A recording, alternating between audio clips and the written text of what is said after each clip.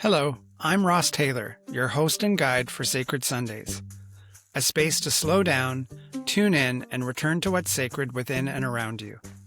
I'm also a life coach for empaths and sensitive souls, walking alongside those who are ready to come home to who they actually are. These conversations are part of fulfilling that purpose, a collective exploration of what it means to live in connection with the sacred. Some weeks you'll hear a sound-based offering to open the space. Other times we'll simply begin in conversation. However it unfolds, this is an invitation into presence, connection, and the beauty of the unseen. If these conversations find you, please subscribe, rate, and share so others can find their way here. Pour a cup of tea, settle in, and let's begin. Today on Sacred Sundays, our guest is Terry Mack. Terry is the owner of Peaceful Spirit Flutes. She believes the flute doesn't just make music, it awakens the soul. As the heart behind Peaceful Spirit Flutes in Spruce Grove, Alberta, Terry carries a deep conviction that the flutes are calling people to come together in song and harmony. Her journey began with a single gift, a Native American flute, that became, in her own words, the key that unlocked a secret dream long held inside. Described as the voice of the wind, Terry guides others not just to play, but to honor their own inner song, learning to sculpt and shape sound that comes from your soul. For Terry, music is a sacred act, a breath of spirit moving through wood, connecting us to nature, to each other, and to ourselves. Welcome, Terry. So happy to have this conversation with you. Well, thank you. It's so nice to be here. Thanks for inviting me. We have a mutual friend who connected us, and I'm so grateful for that. So, Terry, you're going to begin by sharing a poem with us. So I'm going to hand it over to you and let you take the mic. Okay. Well, it is a poem that I created to my song, Breathe with the Trees. And so the name of the poem is Breathe with the Trees. On a day when your world feels too heavy, on a day when sadness surrounds you, and you feel like your bubble is about to burst, when your thoughts tumble in the winds, turbulent, unsettled, changing directions so quickly you don't want to think. Step outside, look around you, and just breathe with the trees.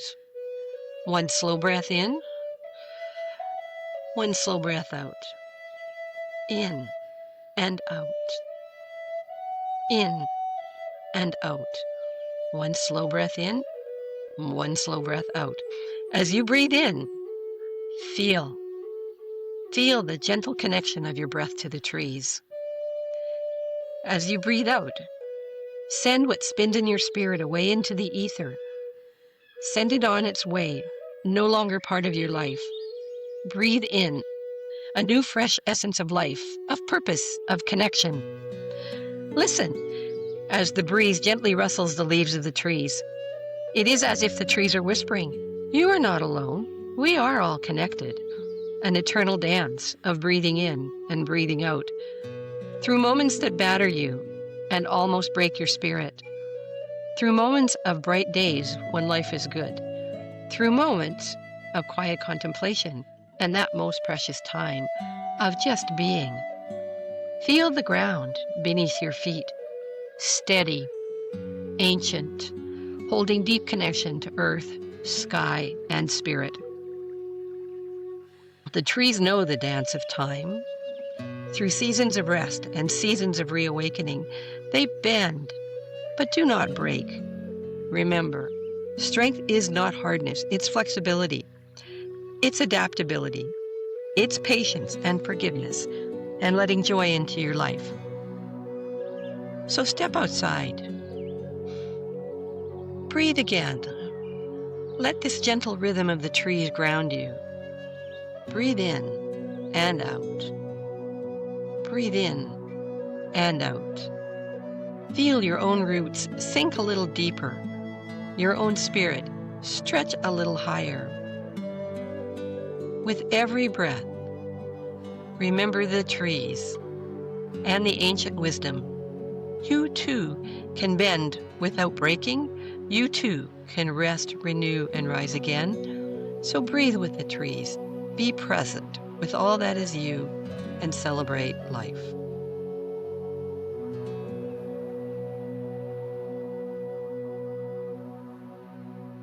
Thank you, Terry. I really appreciate that poem. That was really a powerful reflection of nature teaching us.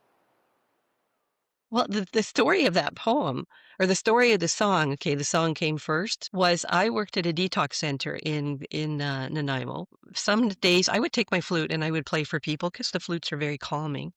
And one day we had a really rough day, and this center was just surrounded by these beautiful trees. And I went outside and went, man, if we could all just learn to breathe with the trees, our troubles could be less. And the Mm-hmm. song literally popped into my head, completed. I had a flute with me. I grabbed my phone, recorded it on the flute, and then we turned it into a song for the CD with, the birds and all the extra nice accompaniment that goes with it.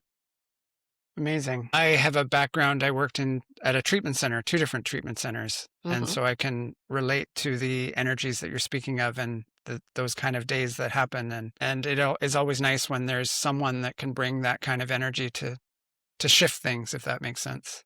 Yes, it does, because it does. It really happens. When you play a flute for people, there are a couple of things that happen. People who are in anger and not ready to let go don't want to necessarily hear the flute. They don't want to go there yet. But the flute's very grounding and very connecting.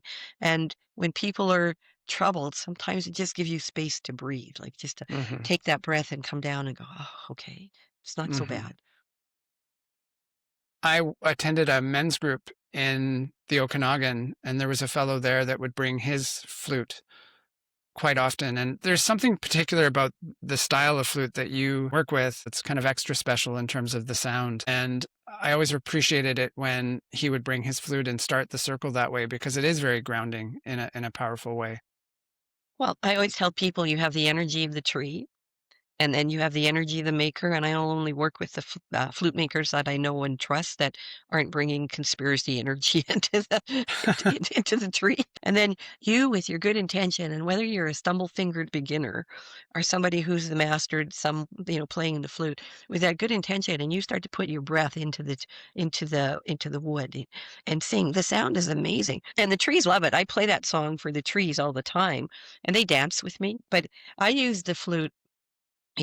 Worked with a colleague of mine. We did a lot of research in First Nations communities across the interior of BC and up in Nunavut. And because we were sometimes dealing with fairly challenging and traumatic type situations, we would go in and we would start the circles with my flutes. Mm-hmm. I would start by asking if I said, the creator has given me this incredible gift with these wonderful flutes that come from the First Nations people. And I would be honored if you would allow me to share a song. Only with your permission. And they would do that. And it would change the atmosphere so much. The tensions would relax a little. They would recognize that we were people there coming to, because we were hired by the bands to come in and do these things. So we're not the enemy. And it just helped Mm-hmm. build the connections. And it made them so much better, these town hall meetings and things that we were doing. And it seems to me that what you're not saying under the word specifically is that it's the flute that is speaking to that person's unconscious, like their Hmm. unconscious connection to the medicine of the trees, the medicine of the sound, and it sort of transcends our conscious experience of what we're going through in that day to day, and it kind of sets aside the noise and allows us to connect. Is that accurate? That's very accurate. Like on one of the situations that we were in, that particular band had had some major tragedies happening that Mm-hmm. day. And so I went in and I asked the administration, I said, look, I've got these beautiful flutes and I would love to play for you. So I did. And I said, the intention is just that it goes where everybody needs to feel it. And I played for it. And the next day, the woman came in and she said, oh my God, I almost couldn't come in to work that day. It was just so horrible because she didn't live on the reserve. But she said, when I stepped onto the reserve, I could feel the resonance of your music echoing through, and it just grounded me again. That was incredible. Mm. And in your bio, you said described as the voice of the wind. Say more about that. Well, people have told me that. They feel like things are flowing through me, just like as the wind blows or the river flows. They feel like it's just flowing through me. Because I am an intuitive player. I don't read any music. I don't know what notes I'm playing. I don't care what notes I'm playing because I'm connecting to the sound, purely to the sound. And Mhm. I'll, fool around and go back and forth with it. But because I play with such flow, you haven't heard that much of my playing, but I play with a lot of flow. And because I have really this good breath control and I know the dynamics of sound, that's why I call it sculpting and shaping sound with the flute. It invites people in and it just feels like you're the voice of the wind. Because, wind Mhm. is never constant. It's there, but it always like comes and goes and ebbs and flows. Like, Mhm. I used to live in Squamish for, the majority of my life, actually like almost half. Squamish actually translates into mother of the wind, and there was a oh, lot of wind that blew through the valley. In the days where I was very much in my head, I would go for a walk in the estuary and let the wind just clear out my head. And I still do that, in Nanaimo there's a lot of wind as well. yeah. And it is a powerful medicine, and I love that it's flowing through you and through the flutes and translating into this musical experience. Yeah, it's a crazy thing. It just kind of showed up in my life. I had horrible musical education experiences as a kid and never thought I would make any music. But I always loved the sound of flutes. And the first time I heard the sound of a Native American flute, I said, "I'm gonna play that thing. I don't know how, but I'm." And Mm, you couldn't find them. It was way back before the internet was quite so hot, and there weren't a lot of makers in Canada. So I asked my husband, he kept buying me flutes because he figured I needed a flute. So he bought me shakuhachi, which was hard to play, they're end blown, they're hard to play. Then he bought me a flute a Chinese Zhao, which is 4 feet tall almost, and I'm only 5 feet tall. So I puzzled about that one for a while because it was really big. So I asked him, I said, if you're going to get me a flute, the only flute I ever really wanted is a Native American style flute from the first time I heard one. So if you can find one that fits your budget, if that's what you're going to get me for Christmas, that's all I want. I don't want anything else. So he found one from a maker in the interior of BC. What's his name? Windflower Flutes, Aaron Badke. And it came into the house, and he had a dream about playing this because he always had a dream that he'd maybe be playing a recorder or something. But he had a dream about playing the flute, and he said, "Oh no, you have to wait till Terry opens you on Christmas morning and plays the flute." And like, oh my gosh, that thing was the best gift I've ever gotten in my life.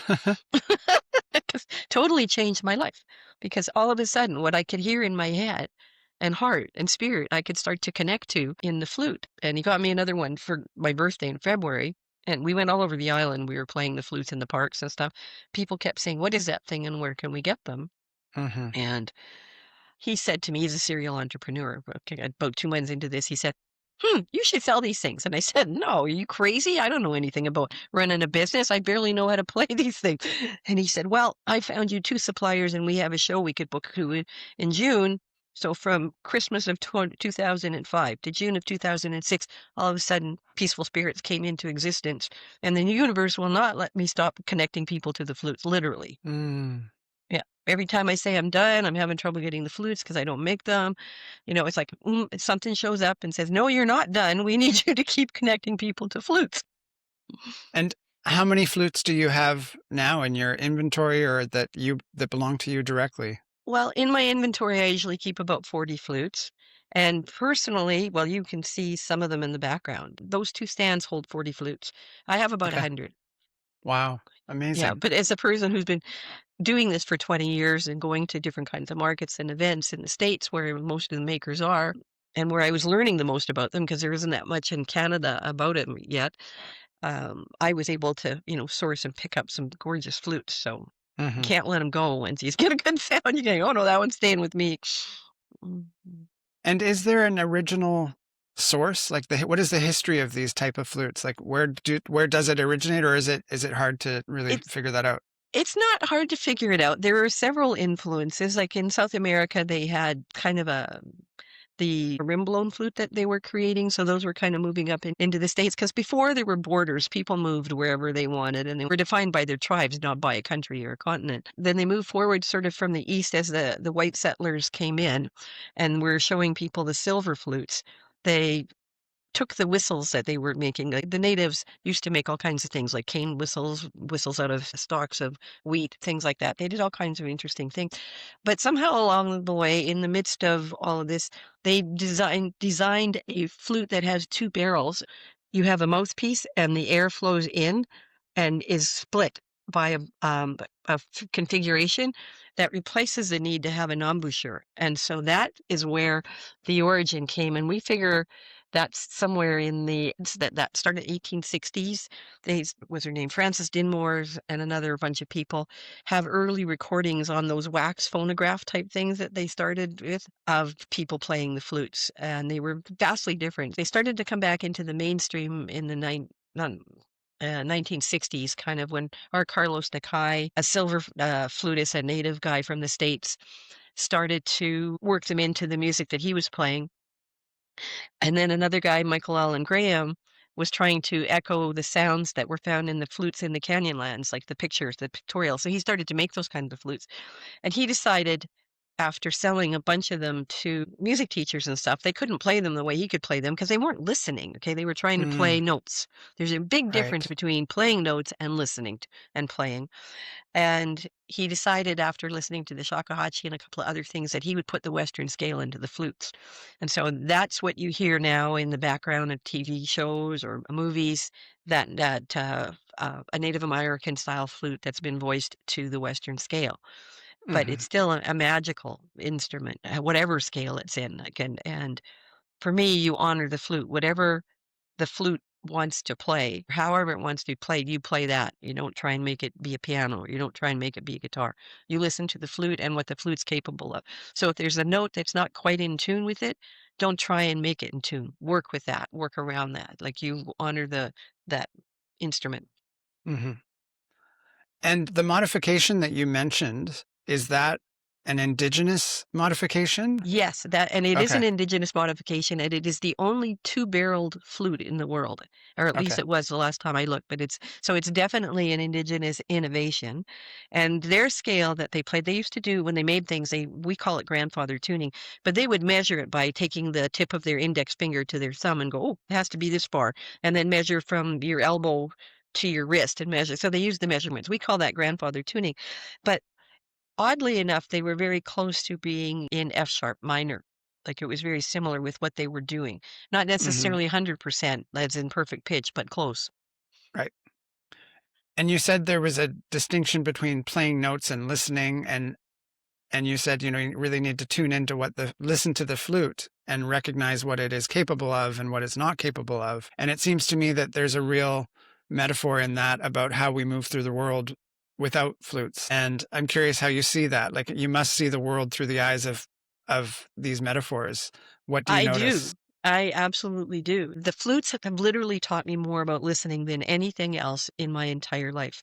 Because to play the flute, I had to stop being in my head. And I had to start figuring out what's happening with this sound, what's happening with my breath, what's happening with the space around me. What happens if I crunch up? What happens if I stand up? Like, there's so much that you're listening to. It's not just a sound. It is the environment. It's the internal stuff that's happening to you. And you can use flutes to play through the noise in your head, the pain and the anger. And I've had numerous people who've connected two flutes through me come back and tell me, I played through my anger. I played through my sadness. One woman had lost three immediate family members in less than about 2 years, and all she wanted to do was play through her grief. And so she did that because there's no judgment. If you forget about, oh, this is right or wrong when it comes to sound, there's no judgment. It just comes out. And it might sound squeaky, or you can blow into a flute, make it sound angry, and it will just do what you ask it to do as much as it's capable of doing it. And then it kind of lets you dump that stuff out, send it away through the Hmm. bore of the flute, through your breath. It goes away. And is it an art to learn how to play these flutes? Well, some people can pick up any instrument and kind of get it. It's an Hmm. art to learn to listen, to learn to slow down so that you can hear. And that's what I have developed over the past 20 years, is an approach to my teaching, my students who come to learn from me, about just slowing down and learning first what you can do with the sound of the flute, and then starting to find out how to turn that into song. And it's a beautiful process, because people would come up to me and say, "Oh, I want to play like you." And I went, "Hmm." What the heck does that mean? Do you want the songs that show up in my head? Because I'm not sure you can do that. But do you want to play with flow, or do you want to play like a certain style? I play a lot of Celtic, a lot of medieval, a lot of ballad. So I started to evaluate what is it that I do that people want with my playing, and I figured it out and started to incorporate that into my lessons. And being aware of it even more improved my ability to become an emotional, capture emotion and expression so people feel it. That whole theme of slowing down, it comes up consistently with guests on the podcast. And it certainly shows up a lot in the work that I do. And I love the way you framed it of slow down so you can hear. And again, I think that's another metaphor. Like we live in a world. I had a recent guest who said, it's like we have this fire hose of information that's being blasted at us in terms of social media and all the things we have access to. And so we're moving so quickly, and the slowing down so you can hear is so important on so many levels. And I wonder what you would like to say about that. Well, if you just listen to people talk, okay, and they talk so fast that you can almost not hear and they make out what they're saying. You don't understand it because they're going so fast, but they just got to get it out there. Your brain is and your ears are trying to go, what? What are they saying? So Mm-hmm. we can't even really hear. So we need to get people to slow down to be able to experience things that are happening. It's so sad to watch everybody walking down the street going or with headphones on all the time because you're missing the whole sounds of the environment around you. You're Mm-hmm. really closing yourself off from an aspect of the world that is so important in terms of your life because you're not living like we live in our heads, but we also live in the world and we have to be able to navigate and embrace all of that. Mm-hmm. You just, I mean, you listen to people all the time saying, "Oh, I get lost in the sound," and that's a good thing. Getting Mm-hmm. lost when you're listening to music or watching somebody dance. If you're getting lost in that rhythm and that movement, it gives your whole body a chance to and let go of things. I've played. I used to when I started playing the flutes, I'd play them everywhere. I'd play in waiting rooms. I'd play in stairwells, like wherever I could find a place. So in Nanaimo, what was it? One of the dealerships I had a Kia, so it was a Kia dealership, and I would take my car in for service, and they had this weird little build on of a waiting room that just seemed like it was almost like a cabin kind of thing, and so it was really comfortable to sit in, and they had cookies and muffins out and stuff for people, so I'd play my flutes, and one time this staff person came running out and said, keep playing, you're bringing my blood pressure down." Mm. The part where you said, people are walking through the world with headphones on, I imagine that these sounds are sounds that our soul needs to hear. They're an important part of moving through the world, especially through nature. Mhm. And if we have headphones on, we're missing the food for our soul, if you like. Yes. Yeah. But it's also it does 2 things. It's a protection against the sounds that bombard us in a negative way because there is so much of that. But Mm-hmm. I don't know if you're a Star Trek fan, but Somewhat. there was an episode of Star Trek where they were giving people, like, the virtual reality glasses, and they were talking about how it was sucking the soul out of people. I mean, and this is Star Trek from 50 years ago, 60 years ago, because I watched listening to this when I was a kid. And it's so evident right now that this is what's happening. We're so caught up in this internal world and all these connections that you can create I mean, information is at our fingertips, but we still have to live. We still have to live, and we're not necessarily living when we're connected, or living our best, or living our fullest, or experiencing what Mm-hmm. we need to. Yeah, we can survive, but are we thriving if we're not connected to these things that are such a foundational part of who we are, these elemental experiences? Yeah, I don't know. Maybe I also think in a deeper way sometimes maybe it's just an evolution of who we are to become, which is connected in more ways than we understand, and then Mm-hmm. eventually moving through that technology to be able to let go of it. Mm-hmm. I hope that's the And way it goes. I hope so too. And I think we're starting to see signs of that. Sometimes we need to go to the extreme to be able to see what we need to see. Yeah. You mentioned in the song, one of the lyrics or the poem, sorry, one of the things you said was trees bend without breaking. What Mhm. would you like to say about that? Because I Well, feel like I that's wrote an another important. poem about that when I was in high school, and that one of the lines is that, um it was about young saplings. I said they bend, but sometimes they snap and break. So I mean, there is that possibility too if you're overloaded with things that things can break you, and trees, if they are bombarded too much, can break as well. But generally, we have this resilience within us, as do trees, as you can Hmm. see those trees that are chopped down just to a stump, and then the little growth starts to come out. That tree is not dead; it just has to remake itself. Hmm. So it might have been cut off, but it hasn't broken. It's still alive. It still comes Yeah. through. There was a willow tree like that at the center I worked at where they cut the whole tree down, and every year this it would just blossom or like sprout all Yeah. these branches. It was amazing how quick it happened and how full it would become. And if you saw that tree in the winter, you would think there was no life in it. Look at our trees around here in Alberta. They're gone. Like they're Hmm. sleeping. And then, we have 6 months of where they grow and they become amazing and then they go back to sleep. Hmm. In the bio, you talked about helping people connect with their own inner song. Say more about that. Well, that's an interesting thing because what I aim to do is help people reclaim their own voice. Um, Mm, okay, so if we in this world, particularly for women, our voices are silenced more often than they are for men. And what I've noticed in doing this for 20 years is that this starts to become a voice. So if we can get out of the need to play somebody else's songs, which are fine, and start to show how you can find your own response to what you're doing, then that soul song starts to develop. It starts to come out. It may never do that for some people. Just the mhm, fact that they get sheer joy from getting some good sound out of an instrument. Like, I call people like me musically wounded, who like the mm, musical education system wounded me in a way that I thought I would never ever be able to make music. And I just taught or had a session on Tuesday with a student who told me exactly the same thing. And I gave her in flute music, there's something called picture tablature, which shows the picture of the flute with the 6 holes closed or the 4 holes closed or whatever. You can set up showing people by pictorial how what notes need to be covered or uncovered to play. And I gave her this and she froze up. And I said, we need to step back. This is like, I know where you're coming from because this is what happened to me. This is musically wounded when somebody freezes because they're shown something. So I said, we're just going to look at the pictures. Okay, because the pictures are showing you which fingers to move.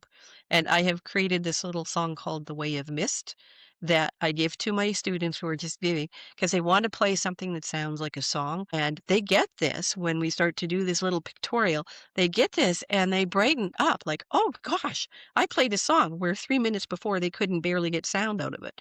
mm, And so that starts to engage your soul too. You become like happy and it becomes a voice and it becomes a way of freeing yourself and connecting to your own song. So I'd rather do it. My method now is to do it that way than try and play mhm, somebody else's song.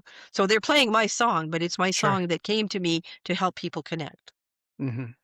It's interesting. I was just thinking back to being in elementary school and music class, and for whatever reason, I was pretty disruptive and always ended up by myself in a room reading a book because the teacher didn't want me in the class. And I don't know why. I can't remember why, but there was definitely something that didn't resonate or Hmm. I didn't identify with. And I wonder, like, what are the kinds of stories you hear from people about that freezing that happens? Well, just as a person who, like, I've connected over 1,800 people to flutes and done hundreds of markets, where people are walking by.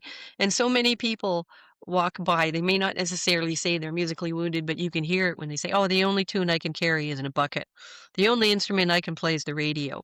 Like, those are all indications that people have, for some reason, whether it's their own self, but usually it's external, where somebody's telling you, don't sing, just mouth the words in the choir. Or, that even going back to children should be seen and not heard. Like all of those things Mhm, are messages that wound us in deep ways. And when it comes to music, like kids are naturally more exploratory about music. And so trying to herd them into a box and say read the notes and count the time, that's where I went, this is crazy, I can do this other stuff. And the instructor didn't honor that, but that's happened. I've heard that over and over again with so many people saying that.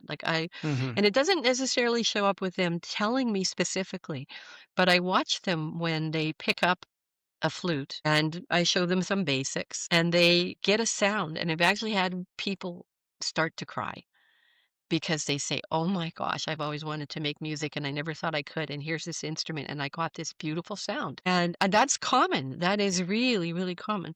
There's also this unusual part where I believe that the flutes are calling people to come together in peace and harmony. And the experiences I've had with people in the most unexpected places and times showing up and telling me things is incredible. In Nanaimo in Port Place Mall, when it was actually a mall before they cut it up, would play, and I'd book a little table in there and I'd connect people to flutes through that. And I had one woman come running into me one day. She lived in North Nanaimo. And she came running in and she goes, "I hate this place." And she said, "I never want to come here, but I have had this ticker tape message going through my head. Go to Port Place, go to Port Place." And she said, "Okay." And I come to Port Place and I see you. And she said, "I have been looking for a flute for 2 years." And there's story after story about that. When I moved back from Nanaimo to Spruce Grove, I'm originally from Edmonton, so we moved back into Spruce Grove, and so I changed my business card to an Alberta number because it's just easier to have an Alberta number. And woman phones me and it comes to my house to look at a flute and choose a flute. And I said, "So I've only been back like a month or two. How did you find me?" And she said, "Well, funny thing. I was in a bookstore, a used bookstore, and I picked up this book. I opened it up, and your business card fell out." It's like, so to me, that's the universe saying, "Okay, she's a connector. Find her. She'll have a flute for you." And there's a lot of like stories that we were told as children that involve flutes. What's the one Yeah, with I can't think th- of it right now. there's the minstrel, the wandering Mm-hmm. minstrel, the Pied Piper, the Pied Piper. Pied Piper, yes. Yeah, that's one. I mean, then there's the opera, the Magic Flute. I guess that I have never yet even seen, but heard a lot about it. Mm-hmm. Um, but it's just this connection that flutes have to people. And I think it's the heart, the soul, and the breath coming through this, and the spirit of the trees coming through, and you get this beautiful, incredible flow of sound. Mm-hmm. That and with the intention, sound has a property of healing. And I'm not going to say it heals all physical properties, but just by encouraging people to let go and connect more in your body, you allow your body to do things that it needs to do. Our bodies will heal Mm-hmm. a lot of stuff quite naturally if we get out of our own way. And there's a lot of conditioning in North American culture, especially in terms of being judged or judging ourselves. And it reminded me of a story. I went to Cuba, I don't know, 20 plus years ago, and we ended up connecting with the Cubans at their house. And music is such a big part of their culture, and the music started playing and dancing, and so I'm dancing, and the host looks at me and he goes, Cubans, music is in our blood, dancing is in our blood. He goes, but you, music and dancing is not in your blood. And it wasn't that funny in the moment, but it's funny in hindsight, because what he was actually saying was like, you have conditioning around it. There's this judgment you have, and it holds you back, and you're in your head and you're not in your body. I know those things now, but I didn't know them then. And I think that's like when you said in your bio that music is a sacred act. I mean, it's a part of connecting to the sacred, in my opinion. And I mean, music has helped me through very difficult times. It's also just, it changes moods. I remember when I managed Starbucks, when the mood was low in the store, I would change to reggae and the mood in the store would lift up. We're impacted by music so many ways. But yeah, and the words, like the words in the music nowadays are not uplifting some of the time. They can be very negative, but yeah, music just has this power to connect people. It's I had a situation when I first started playing the flutes. I thought, "Oh my God," I wanted to go learn more about flutes, and there weren't a lot of people in Canada. And living on Vancouver Island, it's like a hop, skip, and a jump to go to Seattle. So there was this flute event called Flute Quest that I used to go to, where I got to meet a lot of makers and a lot of people playing the flutes and learn a lot. And then there was this event called the Pacific Northwest Flute Gathering on Vashon Island. So I'd only been playing the flutes about maybe 8 months, 9 months, and I went to this event. And on a Friday night, they do kind of a student showcase. If you want to play something, you could. And like, I'm the only Canadian there. So I decided I would play this one song, and I went and played it. And this is what also was like a moment, one of those teachable, learnable moments, when I played the song, and three different people came up to me. One said, "Oh, that was so Celtic." And another one said, "Oh, that was so Andean." And another one Mm, says, "I loved how you made that kind of like a ballad." And I thought, it's one song. And three people told me totally different things about how they were feeling that song. So that was like a huge, huge learning moment about the power and the impact. It's not something I can tell people to experience, but I can put it out there and they can experience it. So some songs will uplift people, other songs will bring you down. mhm. We know I was a distress line. I managed the volunteer program for the distress line in Edmonton for a year. And then when you're on the distress line, you're listening to people who might be suicidal or like very depressed or very despondent. And so I was talking to one guy who was deep in the throes of a breakup of a relationship, and he was so sad. And I asked him, I said, "So tell me, what music are you listening to on when you listen to music?" And he said, "Oh, well, he was playing all the sad breakup songs." So I Right. said, "Play something different, Mhm, play something that makes you feel better, not mhm. that keeps you down in the dumps. Like, play something different, and it makes a difference." And back to something you said about different people quoting different lineages, like the Celtic and the Andean. What do you attribute that to? Like, do you think it's some part of them that is hearing it that way? Like, I Mhm. find that fascinating. Yeah, I think it's whatever I was doing, whatever moment they related to in that song, it either reminded them of something in their experience or it was reaching into their ancestral soul where they maybe have some kind of connection and starting to open it. I really can't explain it. All I know is that when I put out and play and put out the music, it is with the intention that people receive it where they need it most. And Mhm. that's what I keep hearing, the differences. And so you never played the same song twice?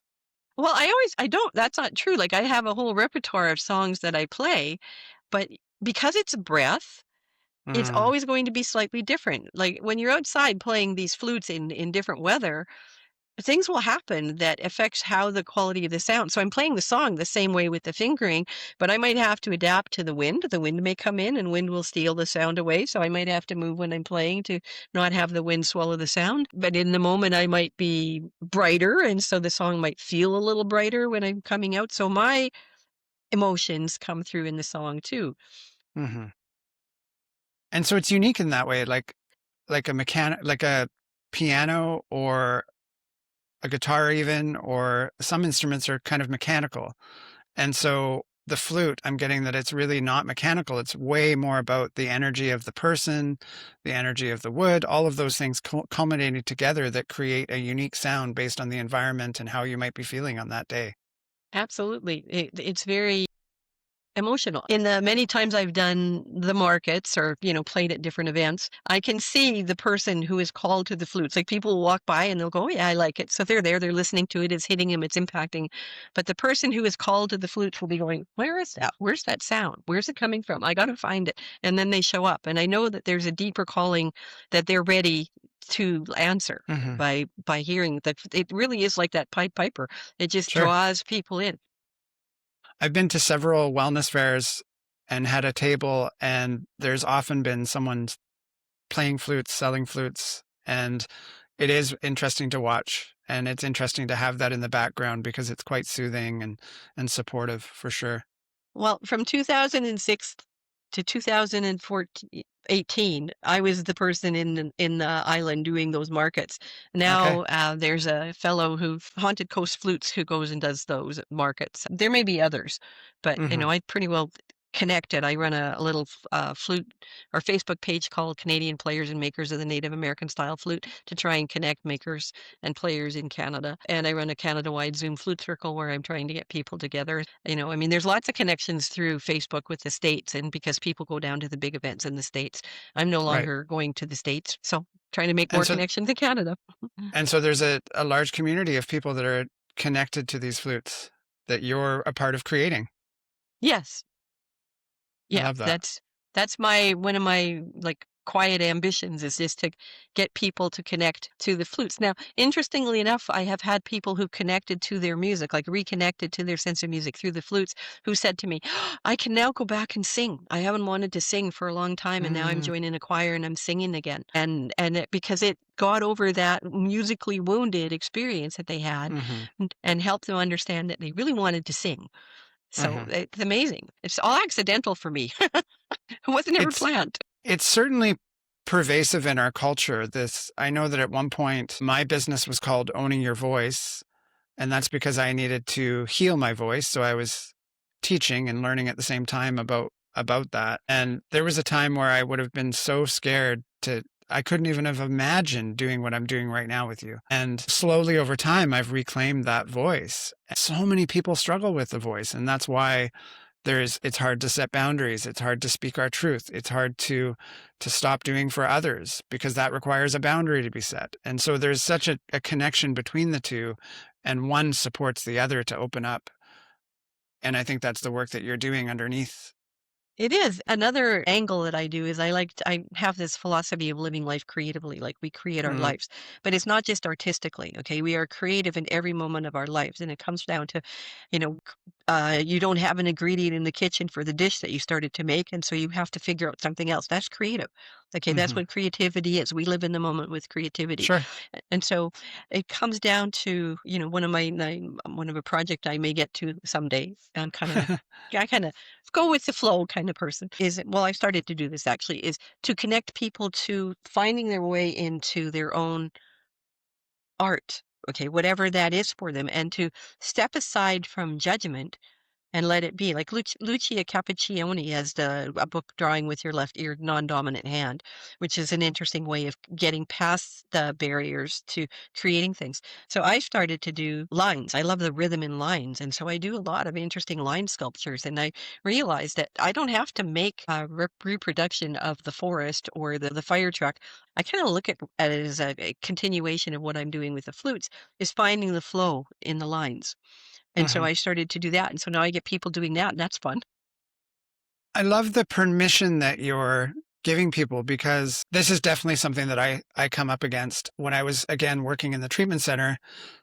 I would get laughed at because I couldn't draw a proportional stick man. And it's just it's just who I am, but I'm very creative in other ways. And I hadn't for the longest time recognized those things as creativity. Building a website or different kinds of photos that I take, or I just judge myself as not being creative. And so I share this because I think we're holding back that creative life force that is wanting to express. And so when we think about depression, which is the pushing down of something as much as it is this energy that we struggle with, I think what we're often pushing down is our purpose, our creativity, our life force. Mhm. And the tension between those things is an energy we can't be with, but it's an energy that's trying to move and be expressed, like you said, our voice. And we're misinterpreting it. Yes, we are, and it's once you start to let it out, like, if it's joyful, okay, if it y and you just stop judging and say, "Okay, what happens here if I do this? What's next? If I put a line here, do I like it? Well, if I didn't like it, it's not a big deal, start over." Hmm. Um, and, we start over with things so much in life, and we just have this fear and this judgment around anything that we involves putting our soul into something because somebody else isn't gonna like it.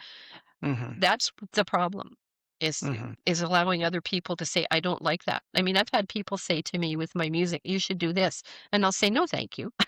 I don't see that as being a fit for what I'm wanting right now. So Right. thank you for the information, but I'm not going to take that one. Don't think it works." Hmm.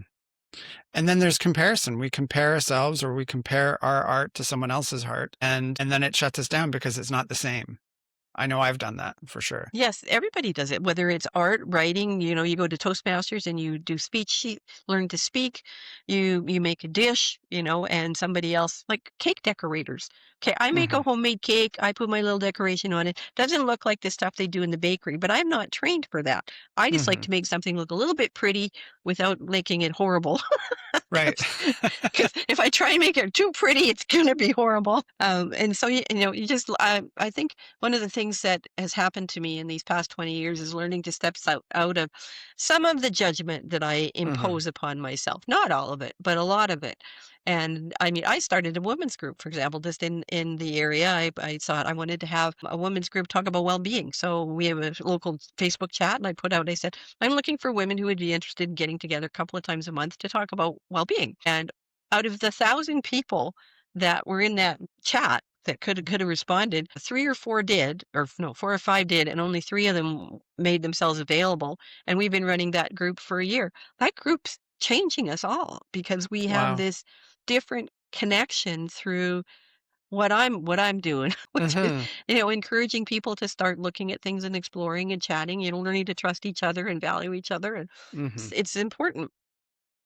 I've been facilitating men's groups for about 12 years, and Yay. the power of group and circles, it's hard to really put it into words, the benefit. And there's a lot of fear around it, but there's so much that you can get from those groups. It's Well, amazing. I'm So I really going love to that you're doing celebrate that. you for that because Mm, we need more support for men. mm. Absolutely. And I have a lot of women actually ask me because of the men's circles that they're like, do you know of any women's circles? So is your group virtual or is it in person? No, this one's in person. Okay. And I mean, I'm toying around with what I want to do with it. Like, I'm reaching 20 years with the flutes, and I'm once again saying, should I keep going with the flutes? And of course, the universe is saying yes. But now I'm saying, well, what else can I add in my life? Because I'm Hmm. almost, well, I'll never be retired. Kind of like if you're retired, you're dead. Like I don't want to retire from living, right? So I'm Hmm. retired from working for other people, but I'm not retiring from life. So I'm doing things that are interesting to me that I enjoy. So my curiosity, I call myself a curiosity catalyst as well.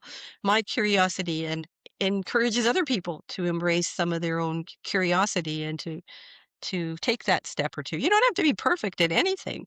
And in Hmm. fact, perfection's so overrated. Hmm. No, you just have to be present and enjoy the things that you can. So, Terry, that feels like a good place to pause and just allow that to become someone's contemplation. And I always like to close the conversations by asking a question, and I'll ask you the same question I always ask, which is, what is one simple way someone could connect with the sacred today? It's literally just with the theme of this today is to step outside and look around you and look for the beauty in the world. Even in a concrete jungle, you can find that one little plant that's struggling through the crack of the sidewalk. You can see an incredible explosion of color in the sky, or you can see a unique way that somebody has put flowers together in their yard.